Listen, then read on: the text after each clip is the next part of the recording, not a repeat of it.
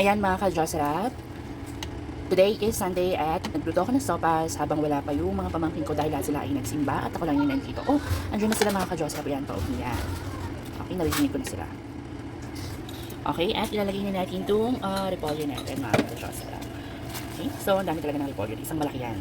At tapos, haluin natin yan and then hintayin na lang natin siyang kumulo and then pwede nito mga ka-Jocerap. So, super thick yung ano natin. Ginawa natin sopas. Okay, mga ka-Jocelyn, happy Sunday everyone! Yan. Perfect. Okay, so ayan, kumukulo na siya at pwede na ito mga ka-Jocelyn. Okay, perfect. Okay, hintayin na natin pag lumambot yung repolyo pero for this, pwede na ito.